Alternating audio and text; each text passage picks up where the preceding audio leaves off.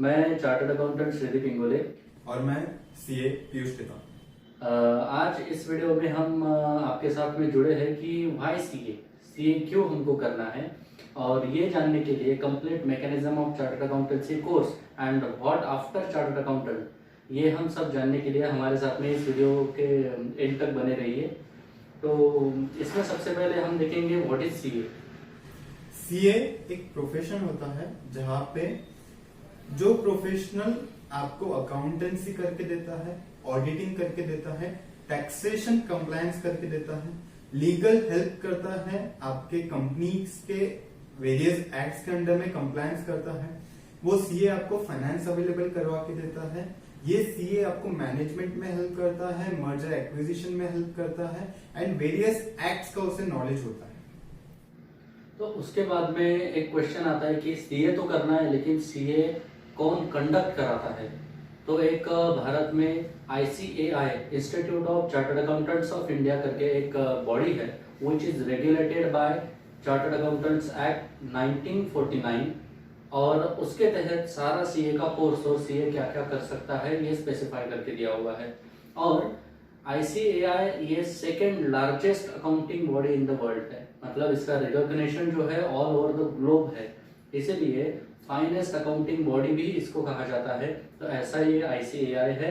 और ICAI करता क्या है, तो ICAI अलग अलग अकाउंटिंग स्टैंडर्ड्स या स्टैंडर्ड्स ऑन ऑडिटिंग फॉर्मुलेट करता है, जिसके हिसाब से हमारे देश के जो कुछ अकाउंटिंग बॉडी होंगी या फिर अकाउंटिंग के रूल्स वगैरह कैसे होने चाहिए वो स्पेसिफाई किए जाते हैं।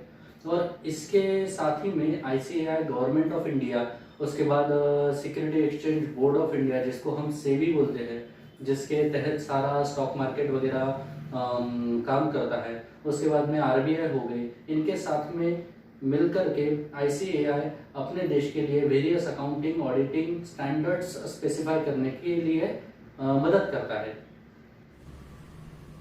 इसके बाद हम देखते हैं कि सीए करना क्यों चाहिए, सीए करके आपको क्या मिलेगा।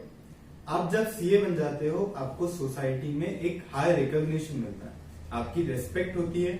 आप जिस तरह डॉक्टर को एक रिकॉग्निशन मिलता है कि वैसी उसी तरह एक सीए भी हाईली रेस्पेक्टेड पर्सन होता है। ये सीए आपको एक स्टेबल और सिक्योर जॉब अपॉर्चुनिटी प्रोवाइड करता है। आपको रिसेशन का डर नहीं, क्योंकि मंदी भी आए तो सीए की रिक्वायरमेंट है, और मार्केट ग्रो भी किया तो भी सीए की रिक्वायरमेंट है। आपको सीए जो है ये सीए बन जाने के बाद में कोई भी वेटिंग पीरियड नहीं होता है। जिस तरह एक डॉक्टर बन जाने के बाद में आपको मिनिमम 1 ईयर 2 ईयर आपको ट्रेनिंग लेनी पड़ती है डॉक्टर बन जाने बाद, बट सीए में ऐसा नहीं होता है। आप सीए बन जाते हो, आप ऑडिट करने के लिए एलिजिबल हो जाते हो। आप सीए करने के बाद में आपको वेरियस जॉब अपॉर्चुनिटी मिलती है, आप खुद की प्रैक्टिस सेटअप कर सकते हो। जिस तरह एक इंजीनियर के पास ज्यादा अपॉर्चुनिटीज नहीं होती, जिस फील्ड में उसने इंजीनियरिंग किया उसी फील्ड रिलेटेड उसे अपॉर्चुनिटीज मिलती है, बट एक सीए के पास हंड्रेड्स ऑफ अपॉर्चुनिटीज रहती है। आप जिस फील्ड में एक्सपर्टीज करते हो उस फील्ड में आप प्रैक्टिस कर सकते हो, आप खुद का बिजनेस सेटअप कर सकते हो, क्योंकि आपके पास उतना बिजनेस का नॉलेज रहता है। इसीलिए सीए एक बेस्ट अपॉर्चुनिटी है आपके लिए।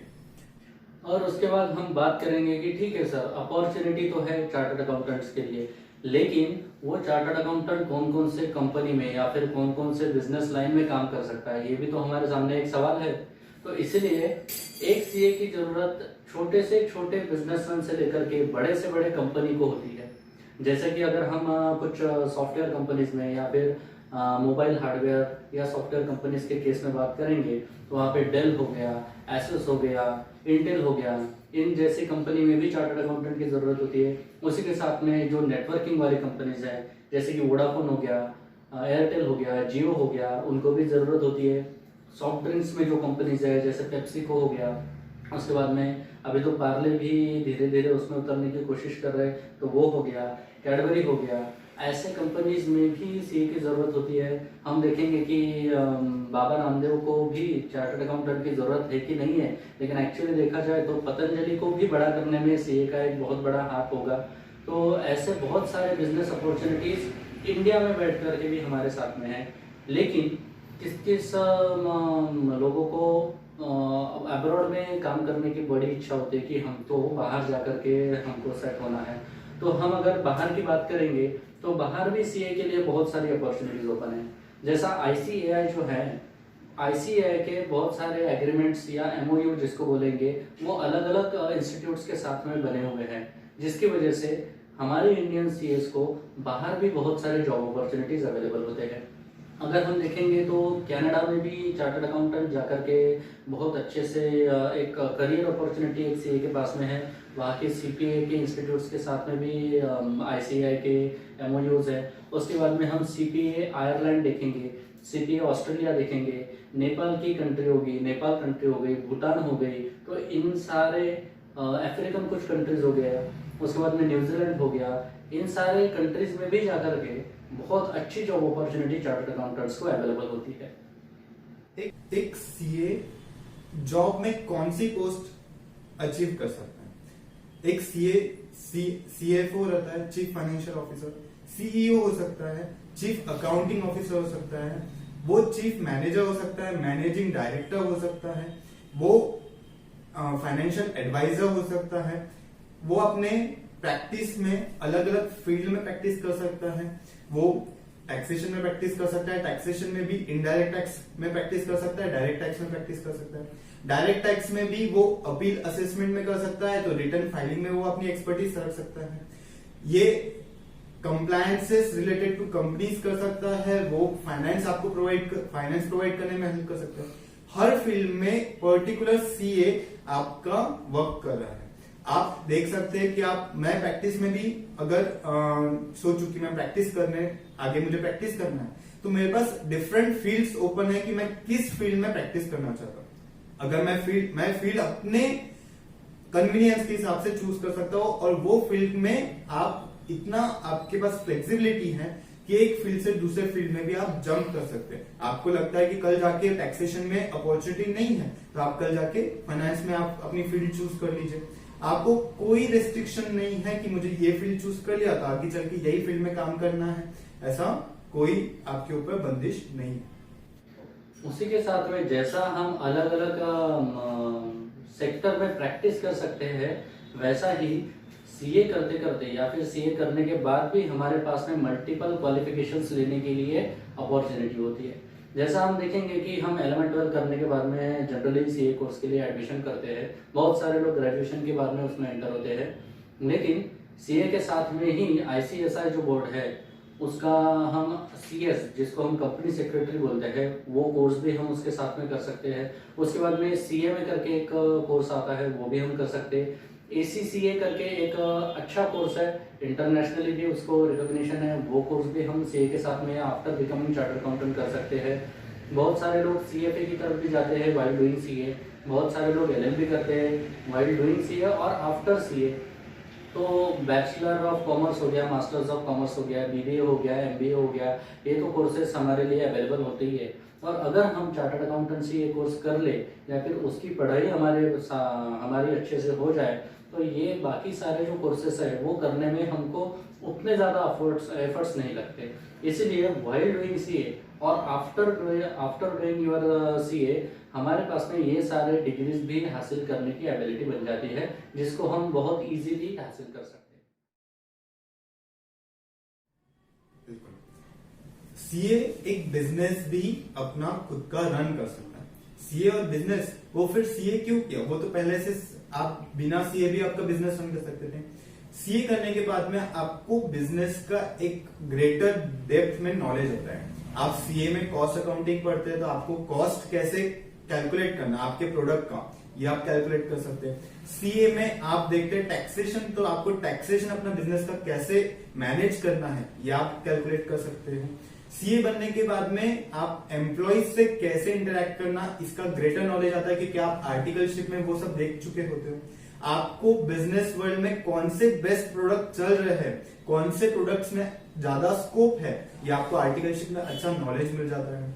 आपको इनफ नॉलेज आपको इकोनॉमिक्स के थ्रू सीए में मिल जाता है। सीए आपको काफी नॉलेज देता है जो नॉलेज आप प्रैक्टिकल वर्ल्ड में यूज करके बिजनेस को ग्रो कर सकते हैं। बिजनेस में डिफरेंट फील्ड्स होते हैं। आप बिजनेस कर रहे हो तो आप बीपीओ बीपीओ जो कि एक कॉल सेंटर टाइप जो कि आउटसोर्सिंग होता है, काफी बड़ी बड़ी मल्टीनेशनल कंपनी सीएस को आउटसोर्स कर रही है अपना बिजनेस, क्योंकि सीए जिस तरीके से रन करता है वो बिजनेस एक एमबीए भी नहीं कर पाता है। तो सीए बीपीओ में रहता है। सीओ आपको आईटी सेक्टर में भी काफी आज सीए को हायर कर रहे हैं। ये सीए आपको आपकी अपॉर्चुनिटी, आपका वर्थ बढ़ाने के लिए हेल्प करेगा। तो उसी के साथ में हमने तो देखा कि यहाँ पे सीए काम करता है या फिर काम कर सकता है, लेकिन आप पूछोगे कि फिर ऐसे ऐसे पोजीशन पे कोई चार्टर्ड अकाउंटेंट है क्या? तो ऐसे बहुत सारे फेमस चार्टर्ड अकाउंटेंट्स हैं जो बहुत बड़े बड़े पोस्ट पे अभी बैठे हुए हैं। उनमें से कुछ नाम मैं आपको बताना चाहूंगा। इनमें सबसे पहले हम बात करेंगे कि इमामी ये जो ब्रांड है, तो इमामी ब्रांड के जो को फाउंडर और चेयरमैन है जिनका नाम है राधेश्याम अग्रवाल, वो भी एक चार्टर्ड अकाउंटेंट है। इमामी के बाद में हम देखेंगे तो राकेश झुंझुनवाला, ये नाम बहुत लोगों को परिचित है। राकेश झुंझुनवाला भी एक चार्टर्ड अकाउंटेंट है। उसके बाद में हमने मुथुट ग्रुप का नाम बहुत बार सुना है, तो उसके जो सीईओ है जॉर्ज अलेक्जेंडर मुथुट, वो भी एक चार्टर्ड अकाउंटेंट है। उसके बाद में हमने मोतीलाल ओसवाल ग्रुप सुना है, तो उसके जो मोतीलाल ओसवाल है वो भी चेयरमैन और एमडी है, और वो भी एक चार्टर्ड अकाउंटेंट है। शेखर कपूर जो है, जो फिल्म डायरेक्टर है, वो भी एक चार्टर्ड अकाउंटेंट है। उसके बाद हम बात करेंगे कि कुमार मंगलम बिरला, आदित्य बिरला ग्रुप के, तो वो भी चार्टर्ड अकाउंटेंट है। और ऐसे बहुत सारे नाम हैं, अगर हम लिस्ट निकाले तो बहुत सारे चार्टर्ड अकाउंटेंट्स ऐसे हैं जो इन बड़े बड़े पोस्ट के ऊपर जाकर के अभी पोजीशन है। तो इसीलिए चार्टर्ड अकाउंटेंसी एक ऐसा कोर्स है जो हमको उस पोजीशन तक के पहुंचा सकता है जो हमारे लिए एक्चुअली ड्रीम पोजीशन होती है।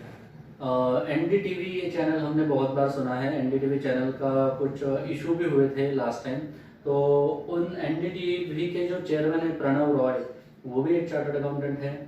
हमारे भारत सरकार में दो ऐसे बड़े व्यक्ति हैं जो वो भी चार्टर्ड अकाउंटेंट है। उनमें एक पीयूष गोयल सर है और सुरेश प्रभु है, वो दोनों भी चार्टर्ड अकाउंटेंट है। इसका मतलब चार्टर्ड अकाउंटेंट सिर्फ एक पर्टिकुलर बिजनेस को ही सीमित नहीं होते, तो वो पॉलिटिक्स में भी जा सकते हैं। आम आदमी पार्टी में भी एक एनडी गुप्ता करके एक पर्सन है, वो भी चार्टर्ड अकाउंटेंट है। इसका मतलब हम देखा जाए तो चार्टर्ड अकाउंटेंसी ये हमारी एबिलिटी चेक करेगा, और वो चार्टर्ड अकाउंटेंसी हम अगर कोर्स कर लिए तो आप समझ जाइए कि आप खुद भी इन पोजीशन के ऊपर जाने के लिए एलिजिबल हो गए। बिल्कुल।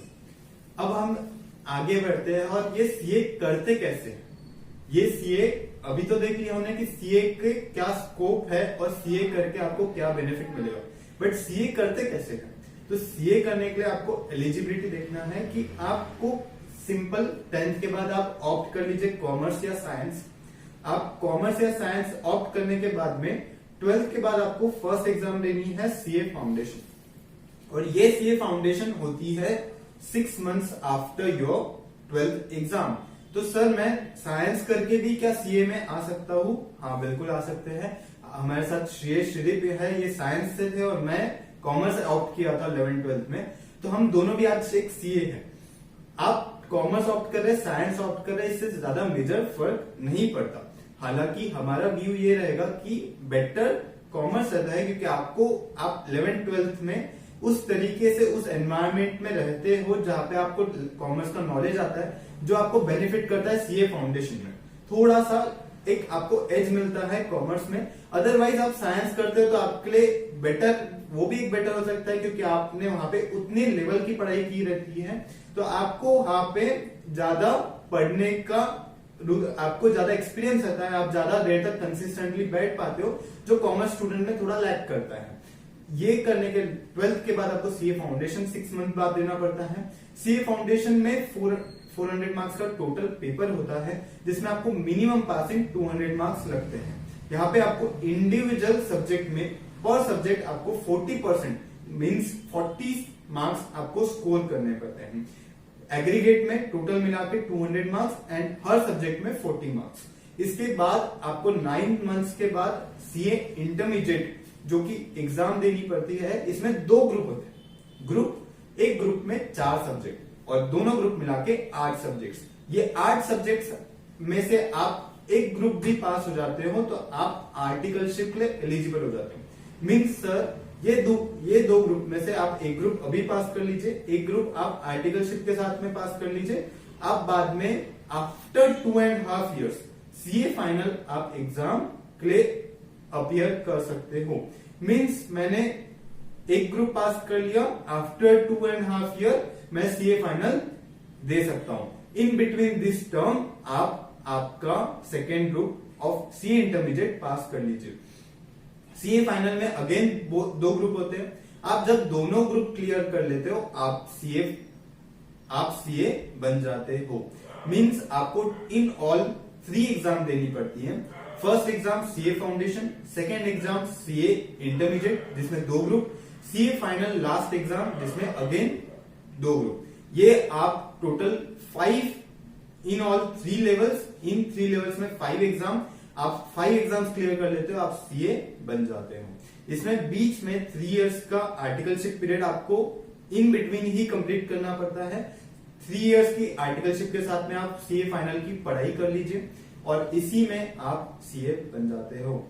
इसमें मैं एक बात ऐड करना चाहूंगा पीयूष, जैसा आपने अभी बोला कि हमको सीए फाइनल की पढ़ाई करनी है during this 3 years of articleship training, तो वहां पे बहुत सारे लोगों के साथ में ये एक इशू आता है कि सर हम प्रैक्टिस के साथ में हम पढ़ाई कैसे करें। तो उसको जो मैनेज करना पड़ता है, वो स्टडी टाइम हो गया, वो ऑफिस टाइम हो गया, क्लासेस अगर हमने ज्वाइन किए होंगे तो वो क्लासेस का हो गया, तो वो थोड़ा सा मैनेज करना स्टूडेंट्स के लिए हार्ड जाता है। और जिन स्टूडेंट्स ने वहाँ पे हमारा स्ट्रेस मैनेजमेंट, फिजिकली भी उतना प्रेजेंटेबल रहना है हमको, तो उसका अगर मैनेजमेंट प्रॉपर हुआ और टाइम मैनेजमेंट अगर प्रॉपर हुआ तो मेरे हिसाब से सीए फाइनल फर्स्ट अटेम्प्ट में क्रैक करना बहुत आसान होता है, अगर हमने वो 3 साल पढ़ाई किया तो। और अगर हमने वो 3 साल पढ़ाई नहीं किए तो थोड़ा सा डिफिकल्ट होता है कि फर्स्ट अटेम्प्ट में सीए फाइनल क्लियर करना। तो इसलिए स्टूडेंट्स ने उस टाइम पे बहुत अवेयर रहना है, नहीं तो स्टूडेंट्स का ऐसा होता है कि चलो हम ऑफिस जा रहे हैं, एंजॉय कर रहे हैं, क्लाइंट प्लेस पे जा रहे हैं, एज बहुत कम होती है और रिस्पेक्ट वहाँ पे बहुत ज़्यादा मिलता है, तो ऐसा हो जाता है कि हम सीए बन गए, ऐसा भी एटीट्यूड आता है। तो इसलिए मेरा सभी लोगों से ये कहना है कि during this 3 years of articleship training, articleship तो हमको करनी ही है बहुत अच्छे से। अगर आपने सीरियसली आर्टिकलशिप नहीं किए तो हो सकता है आफ्टर बिकमिंग सीए आपको थोड़ा सा प्रॉब्लम जाए।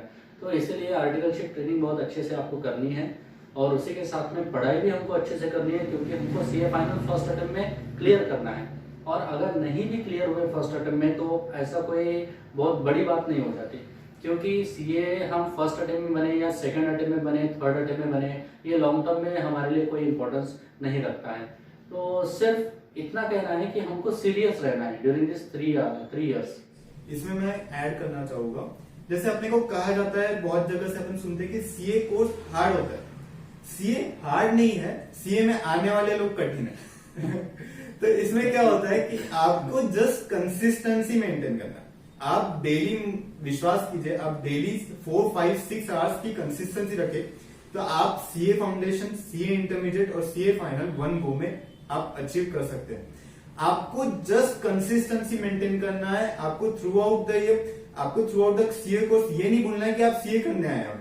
क्या होता है कि अपन सीए फाउंडेशन तक याद रखते हैं, सीए इंटरमीडिएट तक याद रखते हैं, सीए आर्टिकलशिप में जाके लगता है यार अपन तो हो गया, अपने को जॉब मिल गई, सॉर्ट ऑफ जॉब आपको मिल जाती है, तो अब मैं सीए बन गया। बट आप सीए नहीं बने, आप यहाँ पे सीए बनने के लिए आए हो, ना कि आर्टिकलशिप करने। तो आपको साथ साथ में सीए के कोर्स साथ में कंटिन्यू करना है, कंसिस्टेंसी आपको मेंटेन करना है। और ये कंसिस्टेंसी जो है, इसमें एक छोटा सा अपन एग्जांपल लेंगे कि रिक्वायरमेंट अलग अलग लोगों के इंटेलिजेंस लेवल और हार्डवर्क, स्मार्ट वर्क के हिसाब से अलग अलग हो सकती है। लेकिन अगर हम ऑन एन एवरेज देखें तो अगर सीए फाइनल को हमको एक अटेम्प्ट में, फर्स्ट अटेम्प्ट में अगर समझो हमको पास करना है, तो मेरे हिसाब से जो 3 साल है आर्टिकलशिप के, उनमें कंटिन्यूअसली हमको क्लासेस वगैरह सब छोड़ के एटलीस्ट 3 आवर्स पढ़ना जरूरी है। और अगर समझ लो कि वो हमने 3 आवर्स प्रॉपरली पढ़े और जब हमारी सीए फाइनल की अटेम्प्ट आती है उसके पहले हम कुछ लीव्स लेते हैं, और मान लो अभी अगर हम 7 दिन का अगर टारगेट कर रहे हैं तो 7 दिन में हमने हमारे टाइम टेबल के हिसाब से इफेक्टिव स्टडी, नॉर्मल सेटिंग करना और इफेक्टिव स्टडी करना, इसमें भी फर्क है। अगर हमने इफेक्टिव स्टडी हमारी डेली 7 आवर्स की होनी चाहिए। अगर हमने ऐसा टारगेट बनाया है और 7 दिन में अगर हमने एक दिन भी पढ़ाई नहीं की तो वो एक दिन के 7 आवर्स हमारे चले गए। इसका मतलब उन 7 आवर्स को कवर करने के लिए हमको ये 6 दिन की स्टडी और ज़्यादा बढ़ानी पड़ती है। तो ऐसा भी होता है, इसीलिए हमको कंसिस्टेंसी मेंटेन करनी पड़ती है, क्योंकि एक दिन हमारा छोड़ देना मतलब 7 आवर्स इफेक्टिव स्टडी हमारी चली गई। और 7 आवर्स इफेक्टिव स्टडी करने के लिए, अब मेरी बात है, मेरे हिसाब से हमको 7 आवर्स अगर पढ़ना है तो एटलीस्ट 10 आवर्स मेरे को बैठना पड़ता। अगर मैं 10 आवर्स सीटिंग कर रहा हूँ तो वो उसमें मेरा कंटिन्यूस 7 आवर्स की इफेक्टिव स्टडी होती है। तो इसीलिए एक दिन मैंने वेस्ट किया, ऐसा मानना पड़ता मेरे को कि हर दिन मेरी 1 या 2 घंटे की पढ़ाई बढ़ जाएगी। तो इसमें अब हमने जिस तरीके से आपको बताया कि ये आपको करना पड़ेगा, तो डर जाते हैं लोग कि करना कि नहीं करना, सीए करना कि नहीं करना। मुझे बताइए, आज आपके पास एक रिस्क लेने का टाइम है। आप अगर ये रिस्क लेते हो तो आपको बेनिफिट्स बहुत मिलेंगे जो बाकी कोर्सेज में कभी नहीं मिल पाए। आप एक इंजीनियर बन जाते हो, आपको स्टार्टिंग पैकेज 4 लाख, 5 लाख, 6 लाख इस तरीके से मिलता है। बट सीए में स्टार्टिंग पैकेज ये 7 लाख, 8 लाख तो मिनिमम स्टार्ट होता है, जो आप जा सकते हैं अराउंड 20 लाख, 30 लाख के साथ में अगर आप जॉब करते हो। और अगर आप प्रैक्टिस करते हो तो आपकी पर आवर बेसिस पे आप चार्ज करते हो। मैंने 1 आवर की कंसल्टेंसी दिया, मैं 1 आवर का आपको चार्ज करूंगा। तो इसमें चार्ज कितना करोगे तो ये आप पे डिपेंड करता है कि आपका कितना स्किल लेवल है, आपने आपकी आर्टिकलशिप कितने अच्छे से किया और आपने आपको कितना अच्छे से आपने आपको कितना अच्छे से डेवलप किया। इस तरीके से आप पे डिपेंड करता है कि आप कितना अच्छा सीए प्रोफेशन आपका बना सकते हैं। तो यहाँ पे आपकी रियल स्किल चेक होती है, यहाँ पे आपका रियल टैलेंट चेक होता है कि आप कितना प्रोग्रेस कर सकते हो। यहाँ पे आपको ग्रोथ अपॉर्चुनिटीज इतनी मिलेगी कि आप सोचोगे कि मैं ये फील्ड में ग्रो करूं कि वो फील्ड में ग्रो करूं। आपके पास टाइम नहीं रहेगा कि आप इतना काम करोगे। और उसको अगर हम बहुत सिंपल वे में अगर समझना चाहे तो मैं ऐसा बोलूंगा कि हमारे पास में मान लो 1 लाख रुपए है, तो पैसों के साथ में अगर एक्सप्लेन किया तो मेरे हिसाब से जल्दी समझेगा। हमारे पास में 1 लाख रुपए है, हमको चाहिए मैक्सिमम रिटर्न। तो मैक्सिमम रिटर्न के लिए हमको क्या करना पड़ेगा, जहां पे ज्यादा रिस्क होंगी वहां पे ही मैक्सिमम रिटर्न आएगा।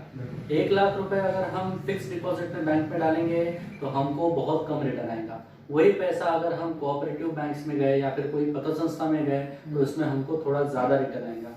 उसी के साथ में फिर हमने अगर ये बैंकिंग सेक्टर छोड़ दिया, अगर हमने म्यूचुअल फंड में इन्वेस्ट किया तो रिस्क बढ़ गई कंपैरेटिवली और रिटर्न भी बढ़ गया।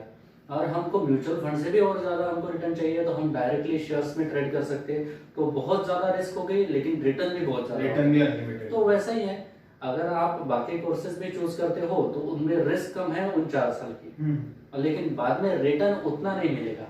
लेकिन ये सीए कोर्स ऐसा है कि इसमें आप आपके 4 साल, 5 साल या 6 साल डेडिकेटेडली डाल दो।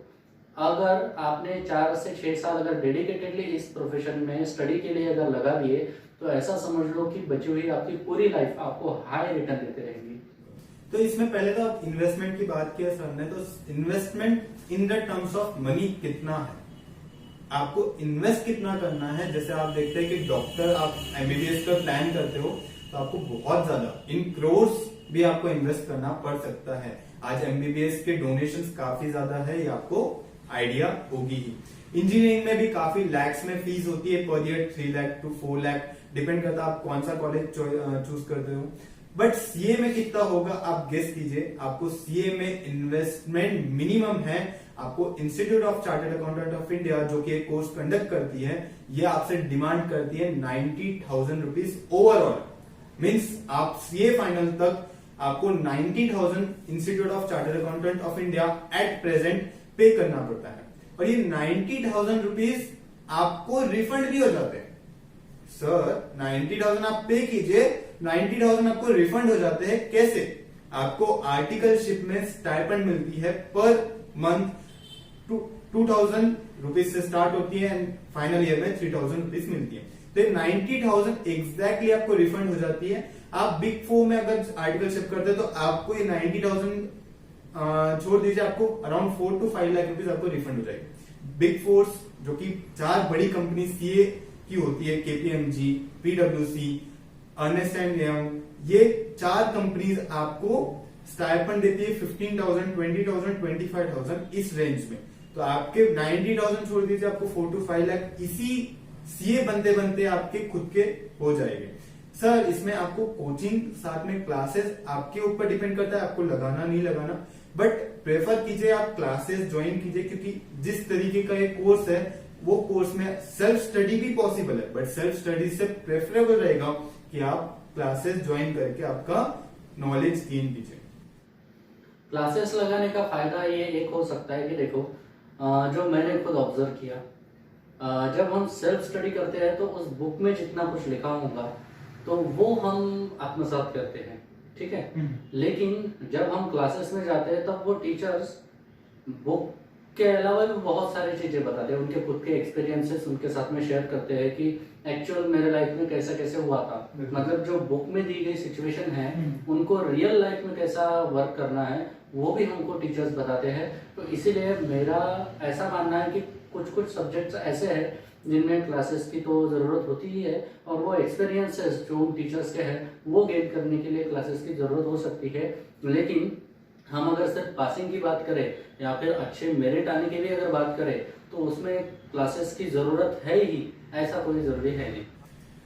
इसके बाद सर सीए कहाँ पे करना, कोई कॉलेज है, कोई यूनिवर्सिटी है? नहीं, सीए करने के लिए आपको institute of chartered accountant of India यहाँ पे रजिस्ट्रेशन करवाना पड़ता है आफ्टर 12th। आफ्टर 12th आपको रजिस्ट्रेशन करना है, बट इसकी स्टडी आप आफ्टर 10th स्टार्ट कर दीजिए। सीए फाउंडेशन की स्टडी आप आफ्टर 10th स्टार्ट कर दीजिए। आप कॉमर्स लेते हो या साइंस लेते हो, आप दोनों के साथ में साथ साथ सीए फाउंडेशन की स्टडी कर लीजिए। इसमें CA foundation after 12th appear कीजिए, पर उसके पहले आपको रजिस्ट्रेशन करना है आईसीएआई के अंडर में। ये रजिस्ट्रेशन फीस आप पे कर दीजिए, एग्जाम फी पे कर दीजिए, आप एलिजिबल हो सीए फाउंडेशन की एग्जाम देने। सेम केस में आप इंटरमीडिएट भी सेम तरीके से रजिस्टर कीजिए, सेम आप सीए फाइनल के लिए रजिस्टर कीजिए। कोई कॉलेज में आपको एडमिशन नहीं करना है। अब इसमें क्लासेस का कैसा, क्लासेस आप क्या सिर्फ बिग सिटी में अवेलेबल है कि कोई स्मॉल सिटी में भी अवेलेबल है? आज सीए क्लासेस आपको छोटे टाउन में भी अवेलेबल है, जैसे कि आपको यवतमाल में भी सीए क्लासेस अच्छी मिल जाती है बेसिस पे। इसीलिए आपको कोई बिग सिटी में जाके या आपका घर छोड़ के नहीं आपको बाहर पढ़ने की जरूरत है। आप आपके टाउन में रह के, आपके सिटी में रह के, आप कहीं पे भी हो, आप जहां पे भी हो, आपकी कोई क्लासेस देखिए, वो क्लासेस में आप आपका एनरोल कर लीजिए और आप सीए वहीं से कर सकते हो। अब बात आती है कि कौन सीए कर सकता है, ये तो पीयूष ने भी बहुत अच्छे से समझाया है। लेकिन कुछ कुछ लोगों में मिसकंसेप्शंस है कि हमारा सर कोई बैकग्राउंड नहीं है तो हम सीए कर सकते हैं क्या, कि हम सीए नहीं कर सकते, ऐसा भी वो लोग बोलते हैं। तो जनरली अगर देखा जाए तो मेरी पर्सनली बात करें तो मेरे घर पे भी कोई चार्टर्ड अकाउंटेंट था नहीं, आजू बाजू में भी ऐसे कोई चार्टर्ड अकाउंटेंट्स थे नहीं, लेकिन मैं भी आज सीए हूँ तो इसलिए बैकग्राउंड की ज़रूरत होती नहीं है। और फिर आता है कि पैसा कितना लगता है, ये तो पीयूष ने बताया ही है कि बहुत कम उसको पैसा लगता है। उसके बाद में कुछ सेटिंग चाहिए क्या, तो सेटिंग की भी ज़रूरत सीए पास करने के लिए होती नहीं है, और सेटिंग से आप सीए बन भी सकते नहीं, बिल्कुल नहीं तो ये भी है। इसीलिए जो फाइनेंशियली अगर हम लोअर क्लास ऑफ पीपल देखेंगे, वहाँ से लेकर के अपर क्लास तक भी कोई भी सीए बन सकता। किसी के घर पे एजुकेशनल बैकग्राउंड नहीं होगा तो वो लड़का भी सीए बन सकता है आराम से। ऐसे बहुत सारे एग्जांपल हैं। कुछ साल पहले की बात है, एक ऑटो रिक्शा, हाँ, उनकी लड़की भी फर्स्ट रैंक होल्डर जो चार्टर्ड अकाउंटेंट सक्सेसफुली बनी। और ऐसे बहुत सारे एग्जांपल्स हैं जो बहुत क्या बोलेंगे हम उसको कि कोई बैकग्राउंड नहीं है फिर भी आज चार्टर्ड अकाउंटेंट है। तो इसीलिए कोई भी चार्टर्ड अकाउंटेंट बन सकता है, इसमें कोई रेस्ट्रिक्शन नहीं है कि आपको ऐसा ही बैकग्राउंड चाहिए। आप में अगर लगन हो, आप डेडिकेटेडली स्मार्टली अगर वर्क कर सकते हो तो आप डेफिनेटली सीए बन सकते हैं। उसके बाद में जो इन्वेस्टमेंट की भी बात पीयूष ने बोली थी, तो उसमें ये एक बिजनेस पॉइंट ऑफ व्यू भी अगर हम देखेंगे तो देखो कि अगर कोई डॉक्टर है तो डॉक्टर को भी बहुत बड़ा सेटअप चाहिए। अब मेरे घर पे भी डॉक्टर है, इसलिए मेरे को पता है कि उनको भी बहुत बड़ी अमाउंट अगर अर्न करनी रही तो उनको भी बहुत सारा इन्वेस्टमेंट लगता। खुद का हॉस्पिटल भी डालने अगर गए तो कम से कम उनको 2-3 करोड़ रुपए लगते। तब जाकर के उनकी बहुत बड़ी, जिसको हम इनकम बोलेंगे, वो जनरली स्टार्ट होती है प्रैक्टिस में। वैसा ही अगर सीए की बात की है तो 10 बाय 10 की उसकी केबिन भी रही तो भी वो बहुत पैसे अर्न कर सकता है। तो इसीलिए सीए बनने के लिए भी इन्वेस्टमेंट कम है। सीए बनने के बाद अगर खुद का सेटअप डालने की बात करें तो उसमें भी फर्नीचर वगैरह सब मिला करके 3-4 लाख रुपए के ऊपर हमको इन्वेस्टमेंट लगती रही है। इसमें इन्वेस्टमेंट सर सिर्फ एक है, वो इन्वेस्टमेंट है आपकी स्किल, आपका नॉलेज, आपकी कंसिस्टेंसी, आपके अचीवमेंट करने का गोल, आप कितना खुद को ग्रोथ करना देखना चाहते हो, ये सब डिपेंड करता है बस आपके सीए। सीए करने के लिए पेशेंस की बहुत जरूरी है। पेशेंस हमें चाहिए क्योंकि सीए कोर्स वैसे देखा जाए तो हार्ड, इतना ज्यादा हार्ड भी नहीं है जितना बोला जाता है, लेकिन वो वॉल्यूम के हिसाब से बहुत बड़ा है। तो इतना सारा पोर्शन एक टाइम पे ध्यान में रखना, ये मैनेज करना, ये थोड़ा सा हार्ड हो जाता है। तो इसीलिए हमको पेशेंस चाहिए। इनकेस अगर हम फेल हो गए तो नेक्स्ट अटेम्प्ट में हम उभर के आए, इसलिए हमको पेशेंस चाहिए। दूसरी बात जो मेरे को फील हुई कि मेरा नेचर है कि मैं किसी चीज़ का कभी टेंशन लेता नहीं हूँ, और उस चीज़ का मेरे को बहुत फायदा सीए में हुआ। मेरे को कभी भी किसी चीज़ का टेंशन आया नहीं। अगर मान लो कि मेरे एग्जाम 1 महीने में आने वाली है और मेरा बहुत सारा पोर्शन बचा हुआ है, लेकिन फिर भी मेरे को कभी टेंशन आया नहीं उस बात का। और टेंशन नहीं आया इस वजह से फायदा ऐसा हुआ कि जो कुछ मैं स्टडी करता था वो बहुत इफेक्टिवली मैं कर पाया। इसीलिए पेशेंस और उसके बाद टेंशन ना लेने की आदत, ये अगर हमें रही तो हम डेफिनेटली सीए आराम से पास कर सकते हैं। क्योंकि मेरा मानना ये है कि आपको अगर सीए बनना है या फिर कोई भी फील्ड में पकड़ लो, तो टीचर से भी ज्यादा इंपॉर्टेंट होता है वो स्टूडेंट कैसा है। कोई भी रिजल्ट जो लगता है वो मेरे हिसाब से टीचर से भी ज्यादा डिपेंड करता है उस स्टूडेंट के ऊपर, उसके डेडिकेशन के ऊपर। इसीलिए टीचर के टीचिंग में इतना ज़्यादा फर्क होता नहीं है। सिर्फ टीचिंग स्किल उनकी कैसी है, उनका इन्वॉल्वमेंट क्लास में कैसा है, वो एनवायरनमेंट कैसा क्लासेस में क्रिएट कर सकते हैं, उस पर ही थोड़ा सा फर्क पड़ता है। लेकिन मेजर कंट्रीब्यूशन जो होता है वो स्टूडेंट का होता है। उसको पढ़ाई बहुत करनी पड़ती है, बहुत मतलब इफेक्टिव पढ़ाई करनी पड़ती है। तो अगर स्टूडेंट इफेक्टिव पढ़ाई करे और डेडिकेटेडली पढ़ाई करे तो मेरे हिसाब से उसको कहीं और जाने की ज़रूरत नहीं है। वो जहाँ पे भी है वहाँ पे भी अगर सीए के अच्छे कोचिंग क्लासेस होंगे तो वहाँ से भी वो गाइडेंस के लिए वहाँ पे जाकर के अटेंड कर सकता है। आइए, अपने prime minister mister Narendra Modi ने इन्होंने 1 जुलाई 2017, 1 जुलाई को सीए डे होता है, 1 जुलाई 2017 इस दिन पे एक स्पीच दिया था जब सीए कोर्स का रिवीजन हुआ था। उनकी स्पीच आपको गाइड करेगा कि सीए कोर्स कितना इंपॉर्टेंट रखता है सोसाइटी में, एक सीए का क्या इंपॉर्टेंस है। ये स्पीच आपको देखने की बिल्कुल आपको मोटिवेट करेगा। उसमें भी नरेंद्र मोदी जी ने एक लाइन कही थी कि partner in nation building. Chartered accountants को उन्होंने पार्टनर इन नेशन बिल्डिंग ऐसा बोला था। और अगर आप देखेंगे तो 1949 में सीए एक्ट इनकॉर्पोरेट हुआ था। और जो हमारा रिपब्लिक डे है या फिर जो संविधान है हमारा, वो 1950 में बना हुआ था। तो चलिए हम मोदी जी का वो वीडियो की एक क्लिप देखेंगे। साथियों, चार्टर्ड अकाउंटेंट्स देश के इकोनॉमिक सिस्टम के भरोसेमंद एम्बेसडर होते हैं। आप सरकार और टैक्स देने वाले नागरिकों और कंपनियों के बीच इंटरफेस का काम करते हैं। आपका सिग्नेचर देश के प्रधानमंत्री के सिग्नेचर की वो ताकत नहीं है जो ताकत एक चार्टर्ड अकाउंटेंट के सिग्नेचर की होती है।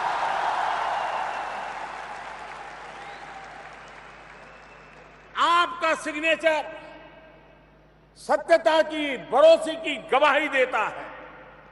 कंपनी बड़ी हो या छोटी,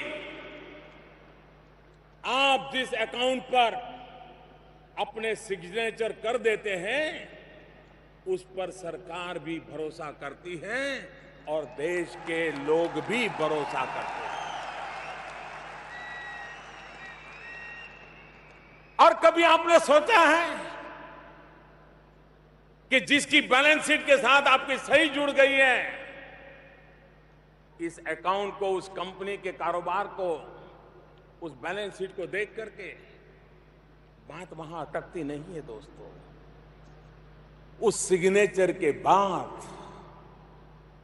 एक नई जिंदगी की शुरुआत होती है। तो ये हमारे prime minister mister Narendra Modi ji का कहना है चार्टर्ड अकाउंटेंट्स के बारे में। तो हम यहाँ पे ही आज रुकते हैं। किसी को कुछ क्वेरी रही या कुछ क्वेश्चंस रहे तो वो ज़रूर कमेंट सेक्शन में कमेंट करके हमसे पूछ सकते हो। और हम मिस्टर मयूर सरदार का यहाँ पे आभार व्यक्त करते हैं, क्योंकि उन्हीं की वजह से ये सब वीडियो बनाना जो है, जो टेक्निकल पॉइंट है जो हमको ज़्यादा नहीं समझता, वो उन्होंने हमको अच्छे से मेंटेन करके दिया। तो इसलिए थैंक यू मयूर सर। तो यहाँ पे हम रुकते हैं। धन्यवाद।